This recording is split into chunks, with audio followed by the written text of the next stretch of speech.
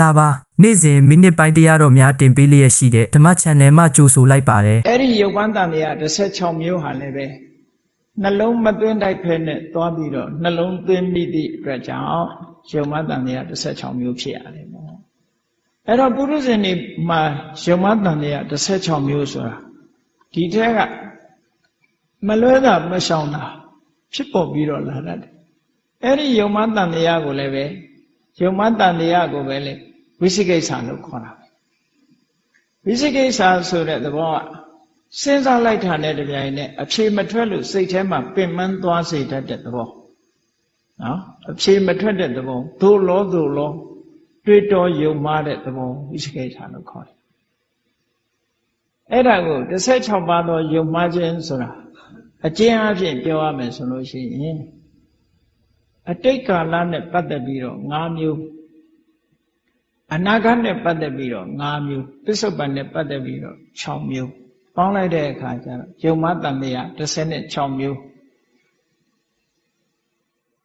မမကန်ကန်နှလုံးမသွင်းတတ်ဘူးဆိုလို့ရှိရင်အဲ့ဒီယုံမှားတန်တရား16မျိုး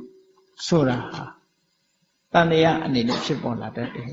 ကိုယ်စိတ်ထဲမှာဝင်ရောက်လာတတ်တယ်တန်တရားဆိုတဲ့စကားဟာချီတုံချတုံဆုံးဖြတ်ချက်မပေးနိုင်ပဲနဲ့စိတ်ကိုပင်ပန်းစေတတ်တဲ့သဘောတရားစိတ်ကိုပင်ပန်းစေတတ်တယ်အဲ့ဒါကြောင့်မလို့အဲ့ဒီယုံမှားခြင်း16မျိုးဆိုတာမြတ်စွာဘုရားတရားနဲ့ပတ်သက်ပြီးတော့လေမှကျွမ်းကျင်မှုမရှိလို့မမမကန်နှလုံးသွင်းမိပြီဆိုရင်အဲ့ဒီတန်တရား16မျိုးဟာဖြစ်ပေါ်လာနိုင်တယ်တဲ့အဲ့တော့အတိတ်နဲ့ပတ်သက်ပြီးတော့5မျိုးဆိုတာဘာလဲအတိတ်နဲ့ပတ်သက်တယ်ဆိုတာအတိတ်ဘဝနဲ့ပတ်သက်ပြီးတော့ကဲဘုန်းကြီးတို့တွေကိုယ့်ကိုစဉ်းစားကြည့်ပေါ့အတိတ်ဘဝနဲ့ပတ်သက်တဲ့အခါမှာလူတွေဟာဘယ်လိုတွေးကြသလဲအေးဟိုဘက်ဘဝတုန်းကငါတို့ဖြစ်ခဲ့ဘူးသလားဖြစ်ခဲ့မဖြစ်ခဲ့ကိုယ့်အကိုမသိဘူးလေမသိဘူးအဲ့တော့တို့အတိတ်ဘဝတုန်းကငါတို့ဖြစ်ခဲ့သလားလို့တွေးပြီးတော့ယုံမှားတာများရှိတယ်အဲ့ဒါတရားဓမ္မကိုသင်ထားတဲ့ပုဂ္ဂိုလ်ကြတော့တန်တရားအကြောင်းကိုနားလဲတယ်ကံအကြောင်းကိုနားလဲတယ်အေးအကြောင်းရှိရင်ဖြစ်မှာပေါ့အကြောင်းမရှိရင်မဖြစ်ဘူးဆိုတာဆုံးဖြတ်ချက်ချနိုင်တယ်လေဥပမာပရိစ္ဆေသမုပ္ပါဒ်ကိုသိထားတဲ့ပုဂ္ဂိုလ်တယောက်အကြောင်းအကျိုးကိုဆင်ញင်တတ်တဲ့ပုဂ္ဂိုလ်တယောက်ဆိုရင်အေးအတိတ်တုန်းကကံတရားတွေငါးတဏ္ဍာမှာမကုန်သေးဘူးမကုန်သေးသည့်အတွက်ကြောင့်ဧကနိဋ္ဌဖြစ်ခဲ့ဘာလို့တော့အကြောင်းရှိလို့အကျိုးဆိုတာရှိတာဆိုတော့အခုကြည့်လေလျှက်စစ်မီးရှိနေလို့ရှိရင်အလင်းရောင်ဆိုတာမရှိဘူးလားရှိနေတာတော့ဒီလင်းရောင်ကဘာကြောင့်ရှိနေရလျှက်စစ်မီးရှိလို့အကြောင်းရှိရင်အကျိုးဆိုတာရှိနေမှာပဲဒါကြောင့်မို့အကြောင်းနဲ့အကျိုးကိုနားလည်နေတဲ့ပုဂ္ဂိုလ်တယောက်ဟာငါဟာအတိတ်ကဖြစ်ခဲ့သလားလို့ဘယ်တော့မှယုံမှတန်နေရမှာဖြစ်ဘူးတဲ့နော်အကြောင်းတရားတွေငါမှရှိနေသေးတယ်လို့သိရင်ဖြစ်ခဲ့တယ်ဆိုတာသိကြပေါက်ပြောလို့ရပါတယ်ပေါ့ဒီလိုဆိုလို့လားအကြောင်းတရားမှမသိခဲ့ဘူးဆိုလို့ရှိရင်ငါအတိတ်တုန်းကဖြစ်ခဲ့သလားဆိုတဲ့ယုံမှတန်တရားတစ်ခုဝင်လာနိုင်တယ်ဒါကနံပါတ်1တစ်ခုပါဠိလိုကြတော့အဟောတိန်နုခောအဟံအတိတမဋ္ဌာနံအတိတ်တုန်းကငါဖြစ်ခဲ့ဘူးသလားလို့ဒီလိုတွေးမိတယ်တဲ့ဟောနောက်တစ်ခုကြတော့ဆန့်ကျင်မဲ့အတွေးနံပါတ်2ကနန္နုခောအဟောတိန်အတိတမဋ္ဌာနံငါအတိတ်တုန်းကမဖြစ်ခဲ့ဘူးလားအကြောင်းတရားကိုသိနေတဲ့ပုဂ္ဂိုလ်ကဖြစ်ခဲ့သလားလို့လည်းမယုံမှားတော့ဘူးမဖြစ်ခဲ့ဘူးလားလို့လည်းမယုံမှားဘူးဘာဖြစ်လို့အကြောင်းရှိရင်ဖြစ်တယ်ဆိုတာသိတယ်နော်ကိုယ်တဏ္ဍမှာအကြောင်းတွေတွေ့နေသည့်အတွက်ကြောင့်ဆုံးဖြတ်ချက်ချတယ်အကြောင်းကိုသိလို့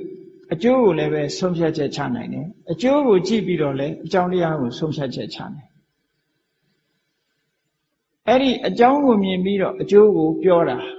အနုပါဏဉာဏ်လို့ခေါ်တယ်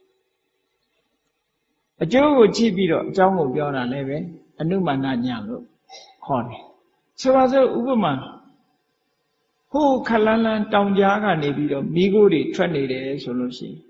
ဘာပြောနိုင်အဲ့ဒီနေရာမှာမီးလောင်နေတယ်ပြောလို့မရဘူးလားရတယ်ဘာဖြစ်လို့တော့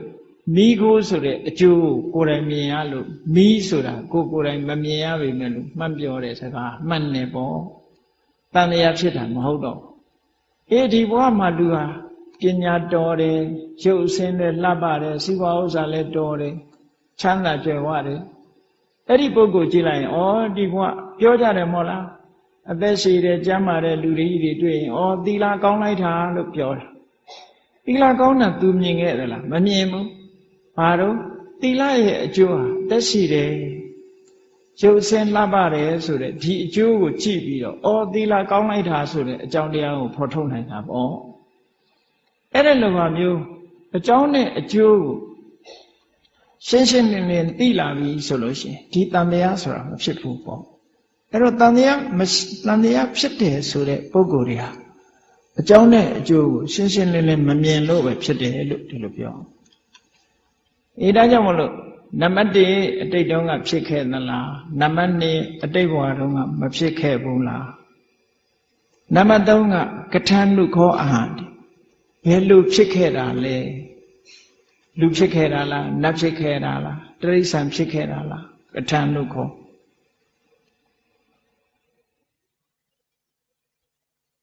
နောက်တစ်ခါနံပါတ်4ကိန်းနုခောဟောတိဘာဖြစ်ခဲ့တာလဲနော်ဘာဖြစ်ခဲ့တာလဲကထာနုခောဘယ်လိုဖြစ်ခဲ့တာလဲကိန်းဟုတ်တော်ဝါကိန်းအဟောတိဘာဖြစ်ပြီးတော့ဘာဖြစ်ခဲ့တာလဲဆိုတဲ့ဒီလိုယုံမှန်တန်တရား၅မျိုးဟာအတိတ်နဲ့ပတ်သက်ပြီးတော့အကြောင်းအကျိုးကိုဆင်ញင်နိုင်တဲ့ပုဂ္ဂိုလ်မှာမပေါ်ဘူးတဲ့အဲ့ဒီအကြောင်းအကျိုးကိုမဆင်ញင်နိုင်ဘူးဆိုလို့ရှိရင်အတိတ်နဲ့ပတ်သက်တဲ့ဟောဒီယုံမှန်တန်တရား၅မျိုးဟာသူ့တဏ္ဍာမှာဖြစ်လာမှာအနာဂတ်နဲ့ပတ်သက်ပြီးဘုန်းကြီးတို့တွေနောင်ဘဝကိုလှမ်းပြီးတော့တွေးကြည့်လိုက်နောင်ဘဝဆိုတာအနာဂတ်အဲ့တော့နောင်ဘဝအနာဂတ်နဲ့ပတ်သက်ပြီးတော့အကြောင်းအကျိုးကိုမသိလို့ရှိရင်ဘာဖြစ်မလဲဘဝိတ္တာမိနုခောအဟံအနာဂတမတ္တနာနောက်ဘဝမှာငါဖြစ်အောင်မလားအဲ့တော့တရားဓမ္မနားလည်တဲ့ပုဂ္ဂိုလ်ကငါမှကံတွေလည်းရှိသေးတယ်ကိလေသာတွေလည်းရှိနေသေးတယ်ဆိုရင်ဘယ်လိုဆုံးဖြတ်ဖြစ်မှာပေါ့ကံတွေရှိနေသေးတယ်ကိလေသာတွေရှိနေသေးတယ်ဘာဖြစ်လို့တော့အကြောင်းတရားတွေရှိမှာဟုတ်အဲ့တော့ကံနေကိလေသာတွေကိုသိထားတဲ့ပုဂ္ဂိုလ်တရားဟာနောက်ဘဝငါဖြစ်အောင်မလားဆိုတဲ့အတွေးတော်ပဲရှိတော့မှာတော့ဘာဖြစ်လို့တော့အကြောင်းတရားကိုမြင်နေလို့ပဲအကြောင်းတရားမြင်အကျိုးတရားလာမယ်ဆိုတာသိတယ်နောက်တစ်ခုကဘာလဲလို့ဆိုရင်နန္နုခောဘဝိတ္တာမိအဟံအနာဂတမတ္တနာနောက်ဘဝမှာငါမဖြစ်တော့ဘူးလားဟောဒီတန်တရားလည်းမဖြစ်ဘူးဘာဖြစ်လို့တော့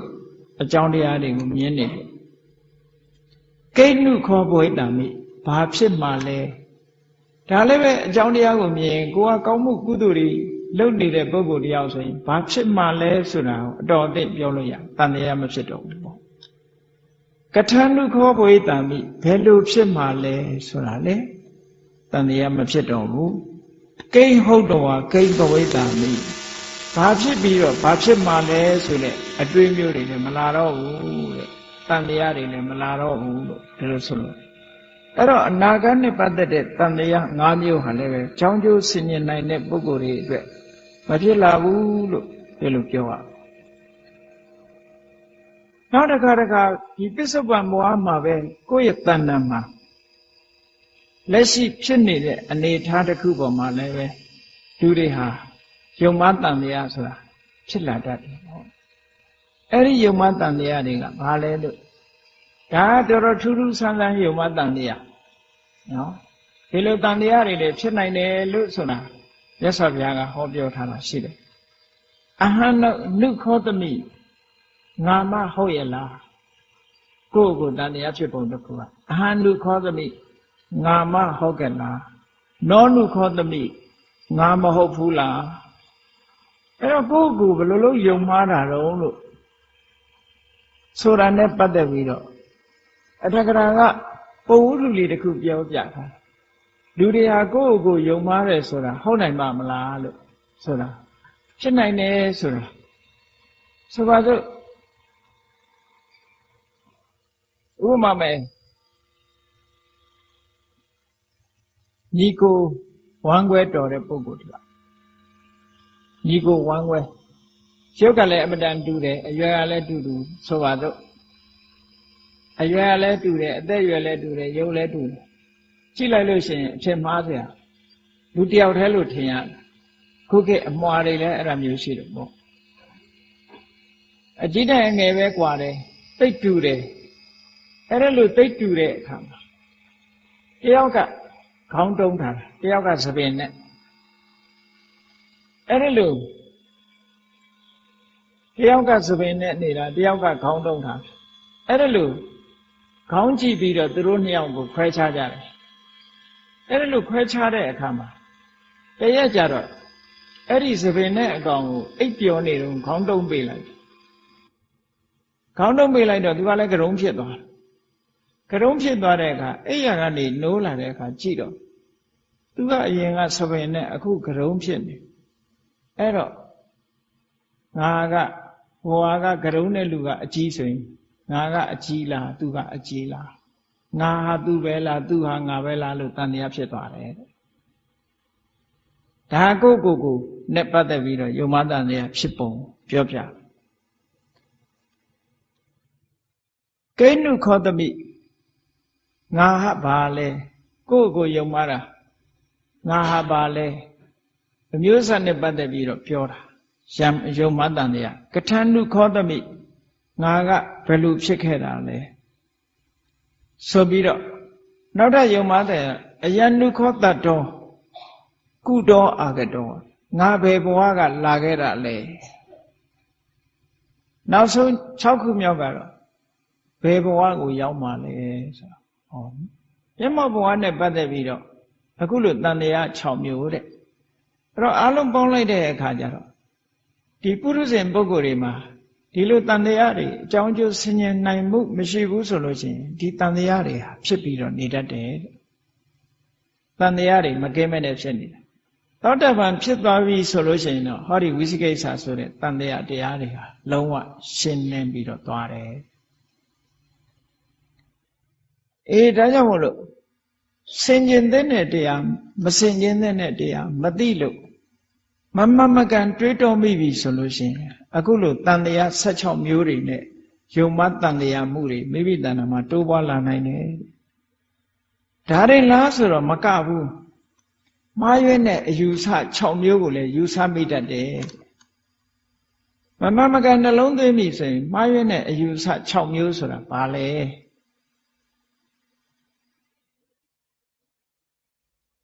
အဋ္ဌိအတ္တအတ္တဆိုတာသာဝရရှိနေတယ်လို့ယူတဲ့အယူဆတစ်ခုအဲ့ဒီအဋ္ဌိအတ္တဆိုတဲ့စကားလုံးဟာအတ္တဆိုတဲ့တရားဟာအတ္တဆိုတဲ့အယူဆအတ္တဟာအဋ္ဌိသာဝရရှိနေတယ်လို့ဒီလိုပြန်ရမှာ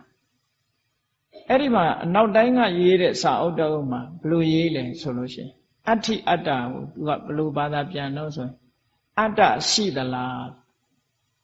ဒီလိုဘာသာပြန်တယ်နောက်သူရဲ့ဆန့်ကျင်ဘက်ကနတ္ထိအတ္တအတ္တမရှိဘူးလားမြတ်စွာဘုရားကအဲ့ဒီမေခွန်းနှစ်ခုလုံးကိုဩတ္တိယပြပိုက်ကမေးတဲ့အခါမှာမဖြေခဲ့ဘူးမဖြေခဲ့သည့်အတွက်ကြောင့်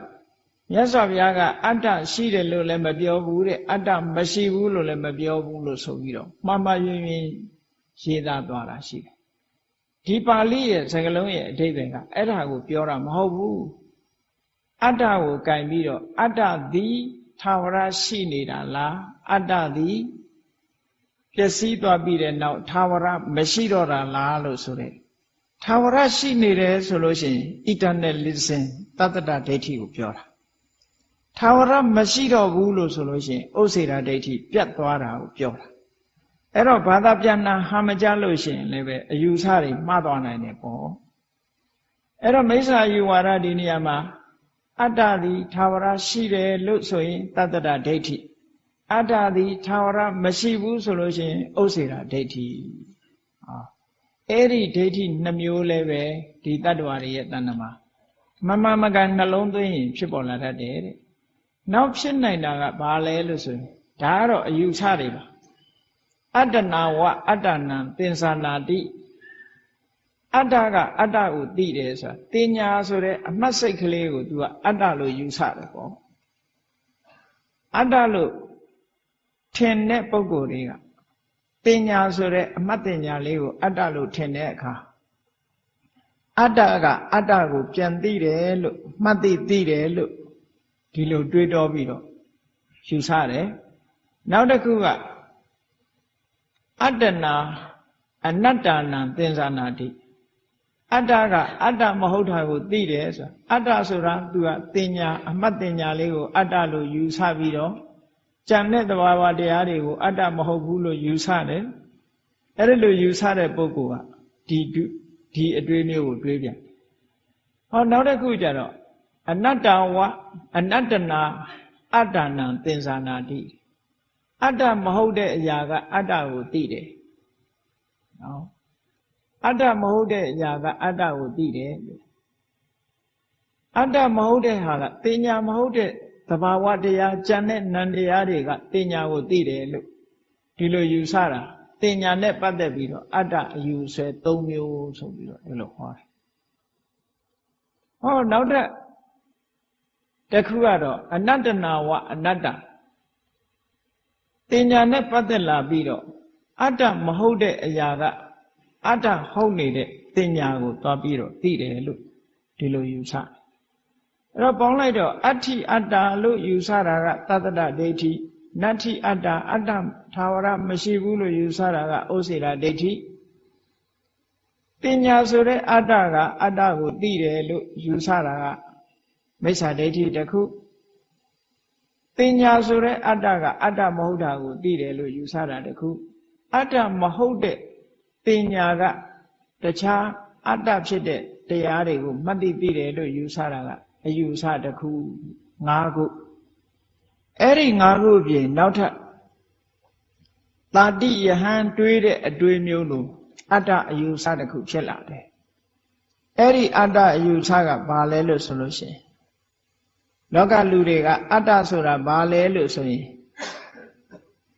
စကားပြောတတ်တာအတ္တကပြောတာ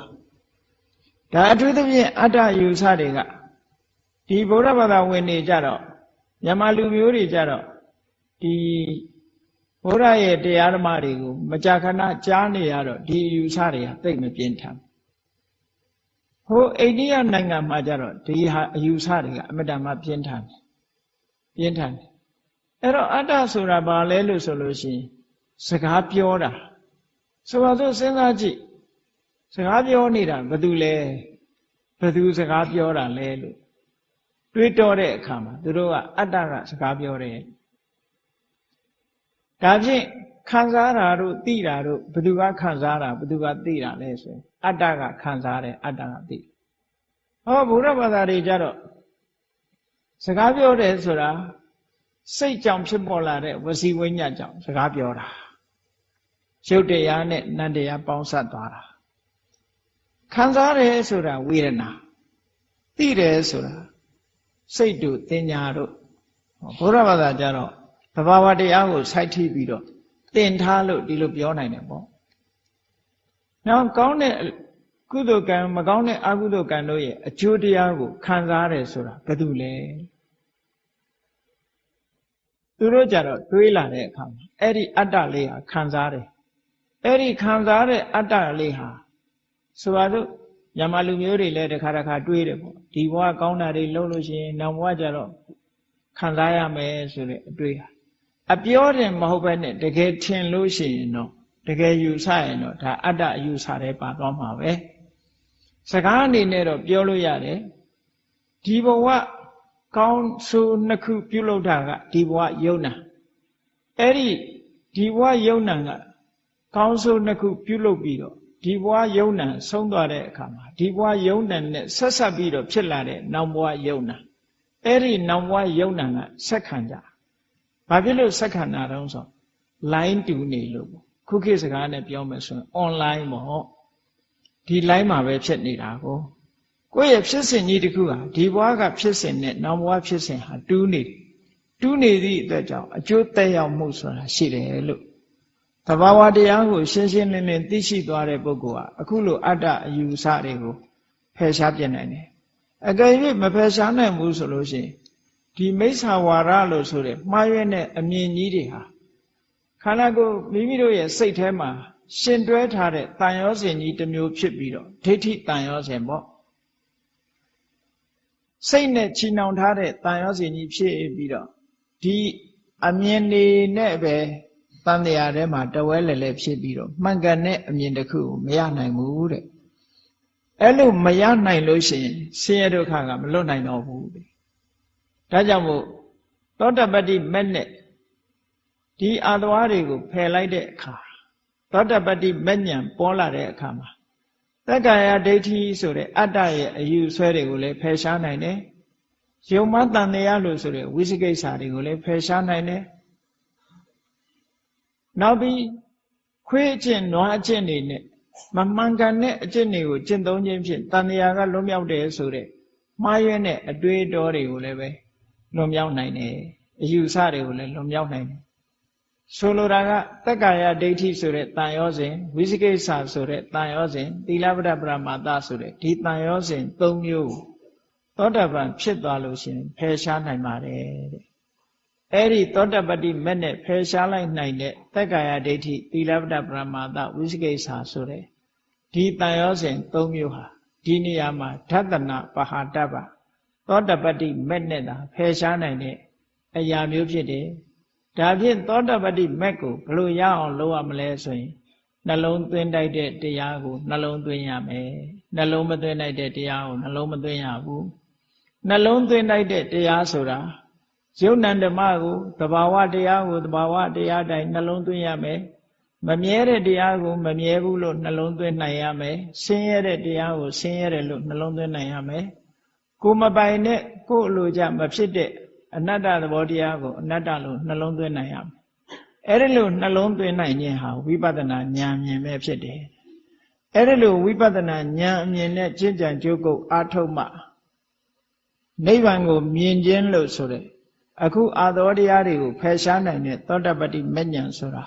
ဖြစ်ပေါ်လာနိုင်မှာဖြစ်တယ်